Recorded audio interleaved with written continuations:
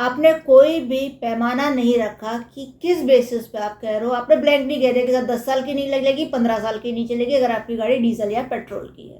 आपकी एनजीटी पे आए कि साहब हमने फलाने को अपॉइंट कर दिया अमाइकस, उसने कहा कि साहब 10 साल की आप डीजल की गाड़ियां बंद कर दो, 15 साल की गाड़ियां बंद कर दो, उससे हमारा पॉल्यूशन कम हो जाएगा। क्या आपने कोई स्टडी करी? आप किस बेसिस पे कह रहे हो कि 10 साल की गाड़ियां खराब हो जाती हैं? आप किस बेसिस पे कह रहे हो कि साहब ये गाड़ी पोल्यूशन अंडर कंट्रोल का सर्टिफिकेट मैं दे रही हूँ बट फिर भी ये गाड़ियाँ खराब है, इसको आप स्क्रैप कर दो। सो आपने क्राइटेरिया क्या रखा है? किस बेसिस पे आप कह रहे हो कि 10 साल की गाड़ियाँ खराब है? मतलब कोई पैमाना सरकार डिसाइड करके बताए कि क्यों? क्योंकि उम्र सिर्फ पैमाना नहीं हो सकता। आप मुझे मेरी प्रॉपर्टी, चाहे वो मूवेबल हो चाहे इमूवेबल हो, चाहे वो टेंजिबल हो या इनटेंजिबल हो, without the due process of law you can not alienate that property from me. आप वो प्रॉपर्टी मुझसे अलग नहीं कर सकते जब तक कि आप कोई कानूनी प्रक्रिया को फॉलो ना करें। नमस्कार, मैं हूं श्रवण गुप्ता और आप देख रहे हैं भारत एक्स फैक्टर।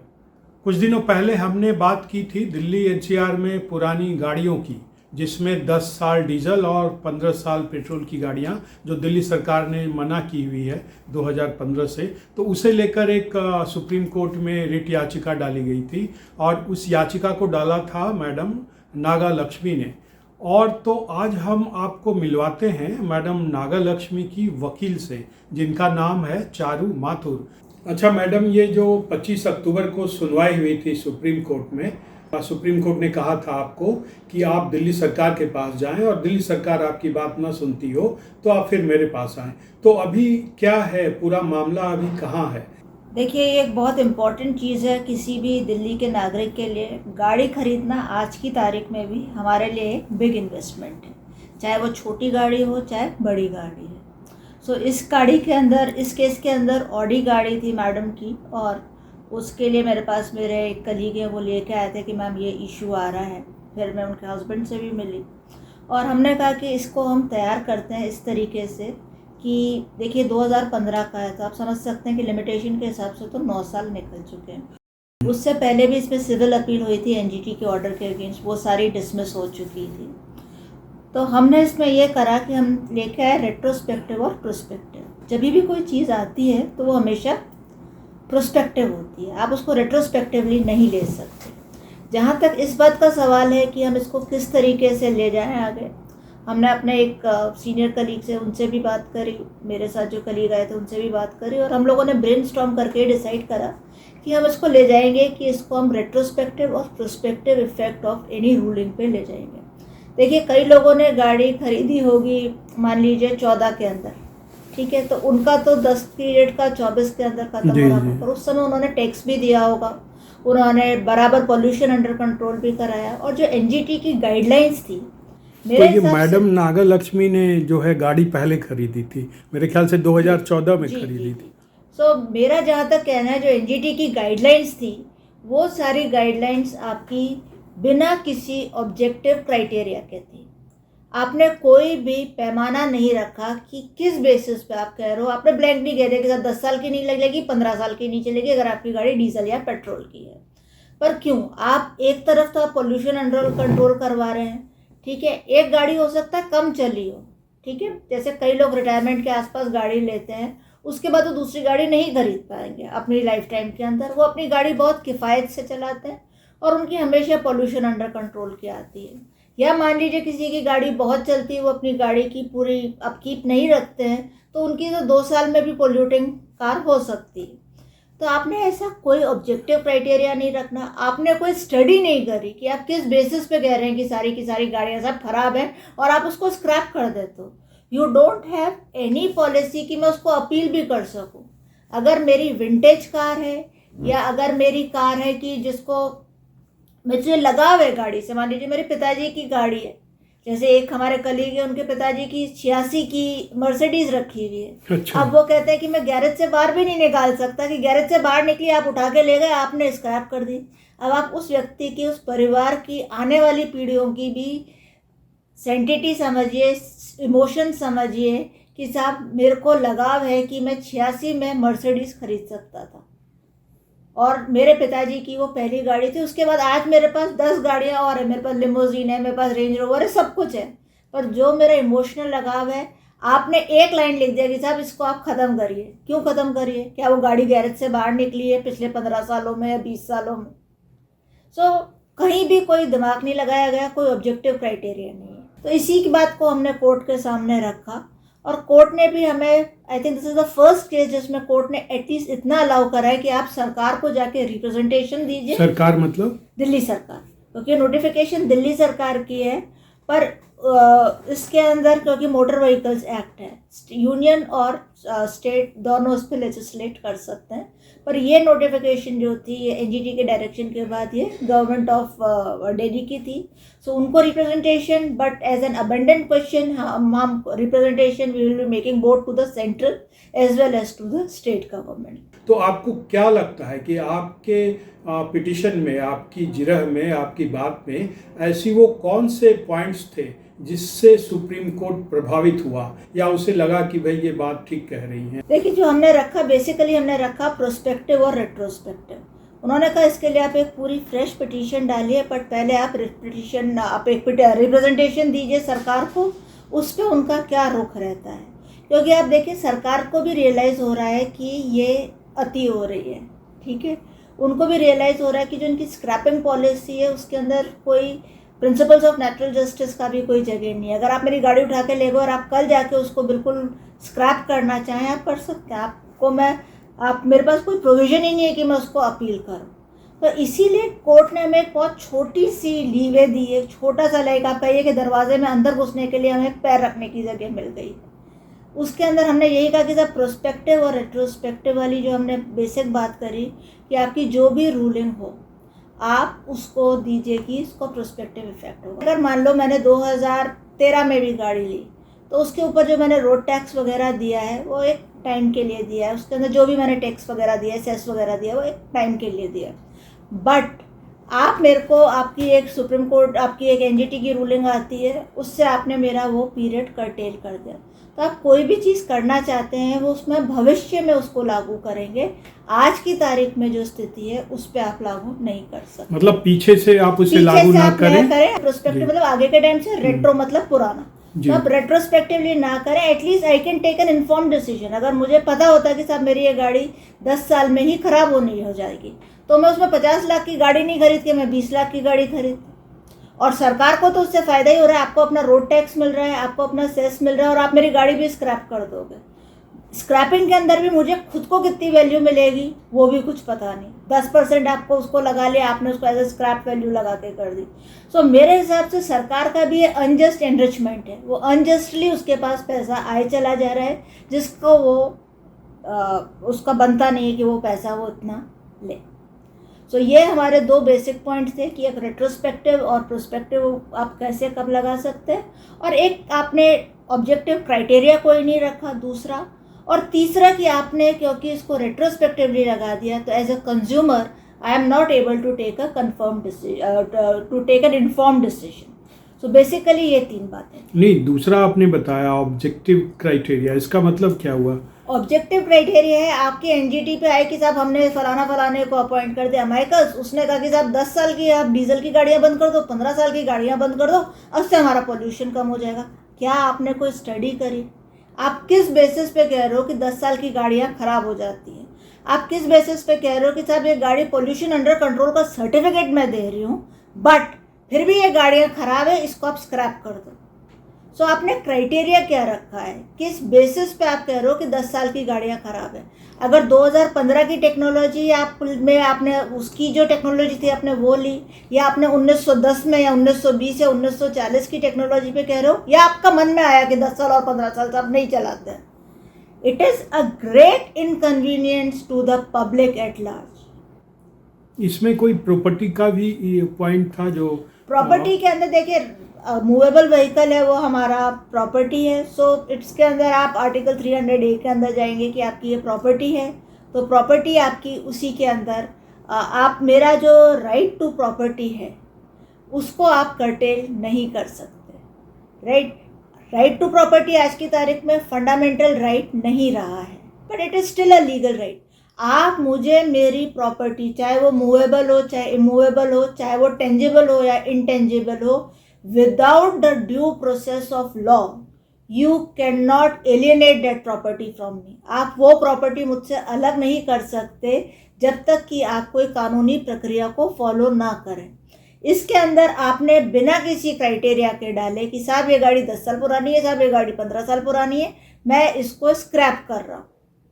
स्क्रैप हम कब करते हैं? एक तरफ आप बात करते हैं एनवायरनमेंट की, जब आप कहते हैं कि आप हर चीज़ को रीयूज़ करिए, रिसाइकल करिए, और 3 आवर्स जो आप यूज़ करते हैं। दूसरी तरफ आप ये नहीं सोच रहे कि आप किसी भी चीज़ को अगर आप उसको रिसाइकलिंग के लिए या आप उसको स्क्रैप मान के कर रहे हैं तो आप कितना एनवायरमेंटल लॉस खुद कर रहे हैं। सो एक भेड़ चाल की तरह नहीं होना चाहिए कोई भी चीज़। तो ये आपने एनजीटी को ये पहले आपने दिया था रिप्रेजेंटेशन, जो नेशनल NGT ग्रीन ट्रिब्यूनल है? एनजीटी तो क्या है, एक ट्राइब्यूनल है। वहाँ पर लोग अपने शिकायत लेके जाते हैं या वो खुद ही अपनी पेपर की कटिंग्स निकालते हैं और अपना उस पर डिसीजन ले सकते हैं। उसका काम है ग्रीन्स ट्राइब्यूनल। तो हम उनके पास नहीं गए क्योंकि ऑलरेडी उन्हीं की गाइडेंस थी। और सुप्रीम कोर्ट के अंदर जैसे आपको पता ही है, MC मेहता साहब की जो रिट पिटीशन चल रही है रिगार्डिंग एयर पोल्यूशन, हमने उसी के अंदर एक इंटरवेंशन एप्लीकेशन लगाई, एक IL लगाई इम्प्लीमेंट की कि अब हमें पार्टी बने और हमें सुना जाए। क्योंकि जो पहले लोग आए थे और जिनकी डिसमिस हुई हैं उनका इंडिविजुअल ग्रीवांस नहीं था, वो भी बिजी बॉडीज थे कि साहब हमने लगा दी, आप इसको सुनिए कि ये सब ये ऑर्डर गलत है। और उसमें भी कोर्ट ने कहा था क्या आप खुद अग्रीव्ड हैं उससे। सो ये हमारा केस था जिसके अंदर हम खुद पर्सनली एग्रीव्ड थे।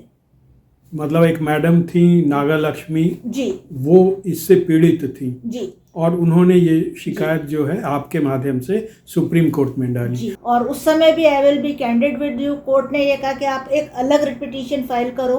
पर हमने जब ये बताया कि साहब आप एक ऑलरेडी पिटीशन, जो अमाइकस भी थे उन्होंने भी बताया कि साहब ये तो पिटीशन आप डिसमिस कर चुके हैं अगेंस्ट NGT ऑर्डर, जो सिविल अपील थी वो आप डिसमिस कर चुके हैं। तो कोर्ट ने बहुत ग्रेशियसली हमें एक छोटी सी विंडो दी कि आप एक रिप्रेजेंटेशन दें सरकार को, और सरकार अगर वो रिप्रेजेंटेशन आपका रिजेक्ट कर, सरकार मतलब दिल्ली सरकार, मतलब यही था कि दिल्ली सरकार या आप यूनियन को देना चाहिए। मतलब उन्होंने ये नहीं कहा कि आप कौन सी सरकार को दें, उन्होंने कहा कि आप एक रिप्रेजेंटेशन दें, दिल्ली सरकार ही है, उन्हीं की नोटिफिकेशन थी।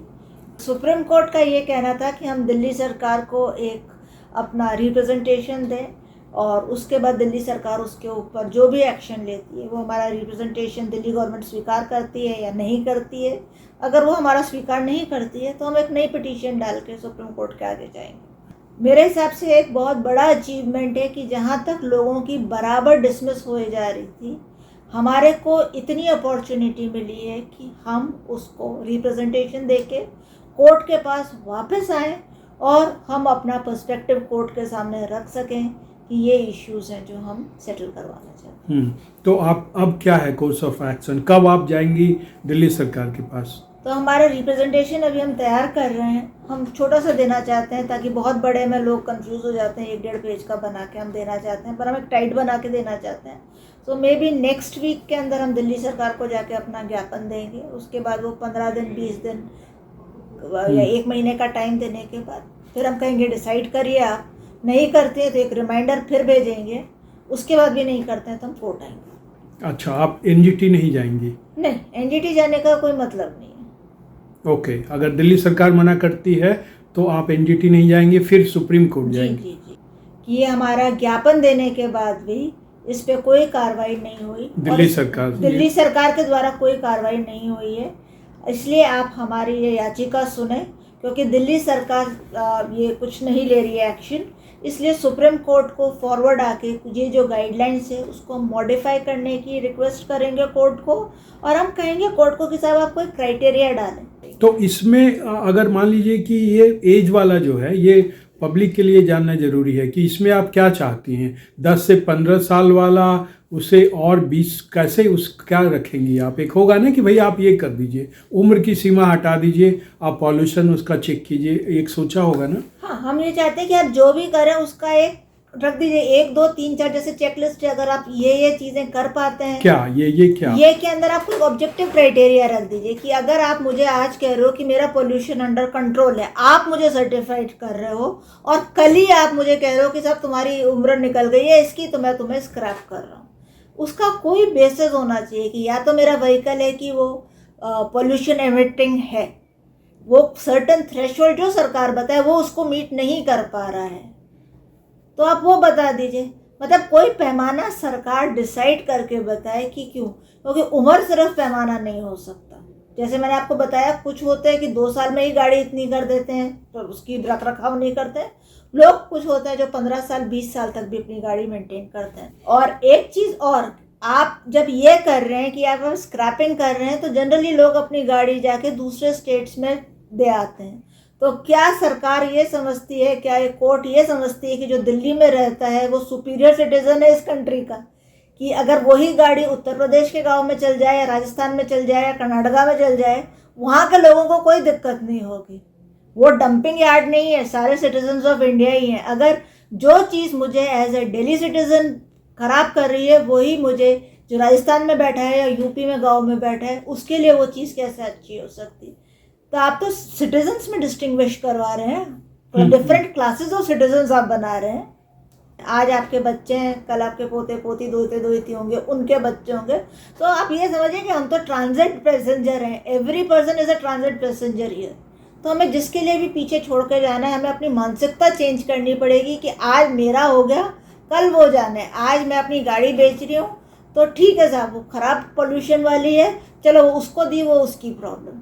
सो मानसिकता एज ए सिटीजन हमें चेंज करनी पड़ेगी। अच्छा, एक चीज़ रह गया, ये मेरे ख्याल से आपने बताया कि नहीं, कि दिल्ली सरकार को आप क्या कहेंगी, कुछ उसमें बताएंगी कि आप ये करो? दिल्ली सरकार का ये कहेंगे कि जैसे कि ये मैडम की गाड़ी थी, इसका एनजीटी की जो गाइडलाइंस है उसके बेसिस पे ये अब स्क्रैपिंग के लिए जाने वाली है। पर हम कह रहे हैं कि हमने उससे पहले ली, मैंने आपको टैक्स दिया है, मेरी गाड़ी पोल्यूशन अंडर कंट्रोल है, सारी चीज़ें हैं, बट आप इसको किस बेसिस पे स्क्रैपिंग के लिए इसको सही मानते हैं? आपका बेसिस क्या है? हम सरकार से जानना चाहते हैं कि आप किस बेसिस पे कर रहे हैं। इस पर नहीं जाएंगी कि आप उम्र हटाओ, पॉल्यूशन उस पर उसको जोड़ो? हाँ, तो वो अगर वो कहेंगे कि साहब कोर्ट की तरफ से आ गए, सरकार क्या कहेगी कि साहब कोर्ट का डायरेक्शन है इसलिए हम कर रहे हैं। पर हम चाहते हैं कि कोर्ट का नहीं, एनजीटी का है जो अपहेल्ड बाय सुप्रीम कोर्ट है, पिछला वाला। हाँ, वो 2015 वाला, उसके अगेंस्ट सिविल अपील आई थी सुप्रीम कोर्ट में, तो वो सुप्रीम कोर्ट ने उसको अपहेल्ड करा है। सो दैट इज़ वाई वो अप्रूव्ड बाय सुप्रीम कोर्ट हो चुका है। तो इसीलिए हम गए, और इसीलिए अब तक लोगों पे कॉस्ट लगता है, क्योंकि वो इस चीज़ पे कभी नहीं गए कि आपका प्रोस्पेक्टिव है कि रेट्रोस्पेक्टिव है, आपका क्राइटेरिया क्या है, आप क्यों करना चाहते हैं। तो इसमें जवाब जब देगी दिल्ली सरकार, तो उससे ही आप अपना अगला कदम, उसी से हम अगला अपना कदम उठाएंगे। ओके, लेकिन आपका पूरा मकसद यही है कि उम्र से उसे हटाया जाए। हाँ। उम्र और पॉल्यूशन की जो जोड़ रखा है वो हट जाए, बेसिक पर्पस ये है कि आप कोई ना कोई क्राइटेरिया रखिए, और एज क्राइटेरिया नहीं हो सकता। और अगर आपने एज भी क्राइटेरिया रखा है तो उसके पीछे आपकी कोई स्टडी है या नहीं, या ये बैठे बैठे मन में आ गया साहब हम तो ड्राइंग रूम वाले हैं, पीआईएल करते रहते हैं, हम ड्राइंग रूम वाले हैं, हम जाके एनजीटी में लगा दी कि सब बहुत पोल्यूशन है, आप ये बंद करो वो बंद करो। तो हमारे मन में आया कि 10 साल की डीजल की गाड़ियाँ बंद कर दो, 15 साल की पेट्रोल की गाड़ियाँ बंद कर दो। क्या कोई स्टडी है? तो स्टडी है तो आप उसको पब्लिक करिए। थैंक यू मैडम, आपने बहुत सारी चीज़ें बताई, और मेरा ख्याल है कि दिल्ली के लोगों को इससे बहुत सारी जानकारियाँ मिलेंगी, और वो फिर वो उन्हें एक जो उम्मीद है वो जगेगी कम से कम आपकी इस बात से। Thank you very much. Thank you, नमस्कार। तो ये थी सुप्रीम कोर्ट की लॉयर चारू माथुर।